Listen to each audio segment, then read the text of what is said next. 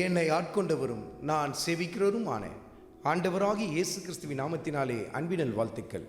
கிறிஸ்து இயேசுக்குள் மிகவும் பிரியமான அன்பு சகோதர சகோதரியிலே, சங்கீதத்தின் புத்தகத்தில் 6வது அதிகாரத்தில் 7வது வசனத்தில், துயரத்தினால் என் கண்கள் குழி விழுந்து போயிற்று, என் சத்துருக்கள் அனைவர் நிமித்தமும் மங்கி போயிற்று.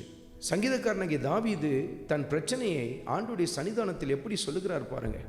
என் துயரத்தினால என் கண்களில் குழி விழுந்து போயிற்று, அது மாத்திரம் இல்லை, என் சத்துருக்கள் நிமித்தம் அது மங்கி போயிற்று என்று சொல்லுகிறார்.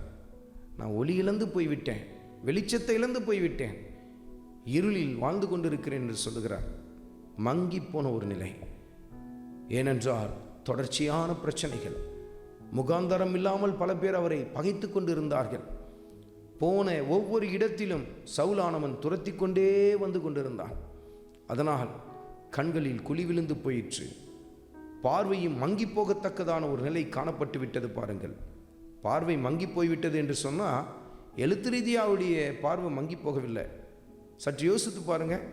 நம்ம அழுது கொண்டே இருக்கிறோன்னு வச்சுக்கோங்களேன். அந்த அழுகிற சமயத்தில் ஏதோ ஒரு காட்சியை நம்ம பார்க்குறோன்னா தெளிவாக நம்மளால் பார்க்க முடியுமா? முடியாது. அதை தான் அவர் இந்த இடத்துல சொல்லுகிறார். என் கண்களிலிருந்து கண்ணீர் வழிந்து கொண்டே இருக்கிறது ஆண்டவரே, அதனால் என் பார்வை மங்கி போயிருக்கு அப்படி என்று சொல்லுகிறார். அருமையான மகனே, அருமையான மகளே, உன்னுடைய தற்போதைய நிலையும் இப்படி தான் காணப்பட்டு கொண்டிருக்கிறதா? முகாந்தாரம் இல்லாமல் பல பேர் உன்னை பகைத்து கொண்டிருக்கிறார்களா?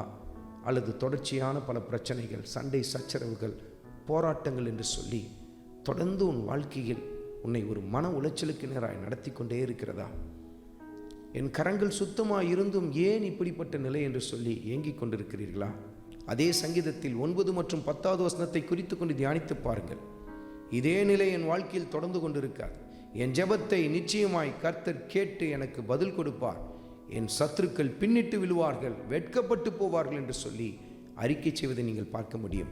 உங்கள் பிரச்சனைகள் உங்களுக்கு முன்பாக கூனி குறுகி போகத்தக்கதான காரியத்தை நிச்சயமாய் கர்த்தர் செய்வார். அவரையே நோக்கி பாருங்கள். ஆண்டவர் இயேசு கிறிஸ்து நிச்சயமாய் உங்கள் வாழ்க்கையிலே அற்புதத்தை செய்ய ஆரம்பிப்பார். பாருங்கள், தற்போதைய நிலையை கண்டு சோர்ந்து போய்விடாதிருங்கள். உறுதியாய், உத்தமமாய், ஊக்கமாய் ஆண்டவர் இயேசு கிறிஸ்துவின் சமூகத்தை தேட ஆரம்பியுங்கள். கர்த்தர் மிகப்பெரிய மாற்றத்தை கொண்டு வருவார். ஆண்டவராகிய இயேசு கிறிஸ்துவின் கிருபை உங்கள் அனைவரோடும் கூடி இருப்பதாக. ஆமென்.